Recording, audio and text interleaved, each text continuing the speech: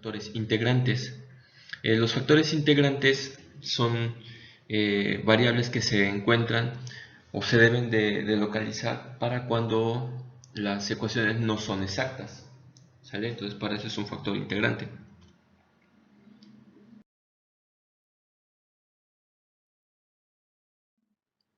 Bien, una ecuación diferencial que no es exacta se puede convertir en exacta a través de un factor integrante, como se los acabo de comentar. Ahora, ¿cómo obtenemos ese factor integrante? Bueno, el método es, si el factor integrante mu es solo función de x, es decir, mu de x es igual a Euler o exponencial elevado a la p de x por dx, se va a utilizar esta fórmula para encontrar el factor integrante. Ahorita con el ejemplo lo van a entender, ¿sale? Si el factor integrante mu es función de y, van a utilizar esta ecuación. Y si h de xy depende del producto xy, entonces tenemos que es función de z igual a xy y está dado por mu z o Euler o exponencial a la h de z por dz. Miren, con este ejemplo van a lograr comprenderlo. Dice, resolver la ecuación diferencial x cuadrada seno de x por dx más xy de y igual a 0, usando un factor integrante. Vean, primero hay que comprobar la condición de exactitud, ¿sale? Entonces, esto ya saben que es m y esto es n. Aquí ya se los acabo de marcar, ¿sale? Entonces vamos a derivar a m con respecto de y. Entonces tenemos que la derivada de x cuadrada por el seno de x con respecto de y es 0. Y la derivada parcial de n con respecto de x, que en este caso es xy, la derivada va a ser y. Entonces podemos observar que no son exactas desde aquí. Entonces necesitamos un factor integrante, vean. Puesto que no se cumple esta igualdad, la ecuación diferencial no es exacta. Ahora, vamos primero a sustituir, vean. Vamos a tener que utilizar las dos ecuaciones que les mostré anteriormente, ¿sale? Anótenlas en su formulario, por favor. Entonces, aquí hay que sustituir, esto ya lo hicimos. Recuerden que en la diapositiva anterior nos dio 0, ¿sale? Y la derivada parcial de n con respecto de x nos dio y, pero recuerden que tiene que ser negativo, entonces es menos y, ¿sale? Y n dijimos que es xy, entonces realizamos aquí álgebra y tenemos este valor, menos 1 sobre x, ¿sale? Aquí pues nada más se cancelarían estas, por eso queda así, ¿sale? Y después aquí lo hacemos a la inversa, vamos a tener la derivada parcial de n con respecto de x menos la derivada parcial de m con respecto de y. Aquí cambian, va a ser y menos 0 sobre m. M dijimos en la ecuación inicial que es x cuadrada sobre seno de x.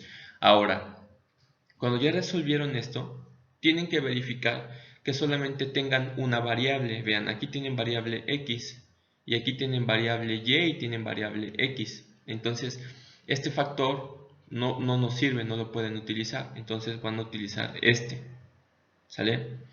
Entonces, vamos a tener entonces aquí que por lo tanto, mu y va a ser igual a elevado a la py por dy, ¿sale? Entonces, perdón, aquí no es mu y, es x, ¿sale? Porque el factor integrante es con respecto de x, ¿sale? Entonces aquí vamos a tener que mu con respecto de x va a ser igual a Euler elevado a la integral de este factor. Esto se sustituye aquí, ¿sale? Hay que integrar, esto es por fórmula, ¿sale? Si quieren lo pueden poner aquí. A la integral es que es esto que les decía, ¿sale? Esto que está aquí es esto mismo, ¿sale? Entonces, pero aquí es x, recuerden. Entonces integramos y vamos a tener que la integral va a ser de menos 1 sobre x por dx es menos logaritmo natural de x. Aquí aplicamos las propiedades de los logaritmos, ¿sale? Este menos puede pasar a elevar aquí una potencia a la variable y la propiedad de un logaritmo natural de x a la menos 1 con su respectivo Euler o exponencial va a ser x a la menos 1. Esto lo pueden ver en propiedades de los logaritmos, chicos. Bien, Ahora, una vez que ya encontramos el factor integrante, recuerden que dijimos que era este x a la menos 1, que fue el resultado de la integral. Vamos a multiplicar la ecuación, ¿sale? Cada uno de los elementos, es decir, m por x menos 1 y n por x menos 1, ¿sale? Hacemos álgebra y vamos a tener que ahora la nueva m va a ser x por el seno de x por dx y la nueva n, va a ser y por dy y esto va a ser igual a 0. Entonces, ahora nuevamente hay que comprobar la condición de exactitud. Vamos a derivar m con respecto de y, pues esto va a ser 0, y la derivada de n con respecto de x, que es y, ¿sale? Va a ser igual a 0 también. Entonces, aquí se cumple la condición, entonces ya es exacta. Y vamos a tener entonces nuestra nueva función, vamos a integrar esto, ¿sale?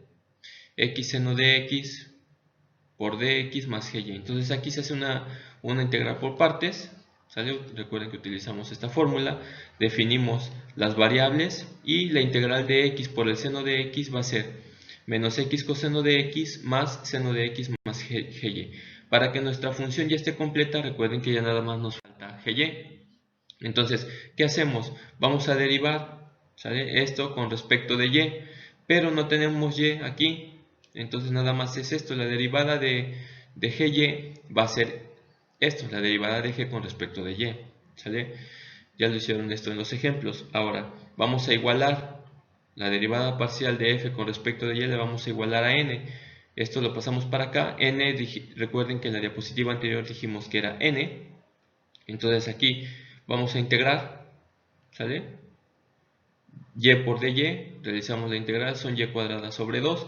Entonces ya encontramos g de y. Entonces esta parte ya la teníamos, que es esto, ¿sale? Ya nada más le vamos a agregar gy y eso va a ser igual a la constante. Y entonces nuestra ecuación va a quedar de esta forma. Y bien chicos, básicamente esa es la explicación del factor integrante. Recuerden que en caso de que la ecuación no sea exacta, hay que calcular un factor integrante y ya vieron las fórmulas y la forma. ¿Sale chicos? Espero que haya quedado claro. Saludos.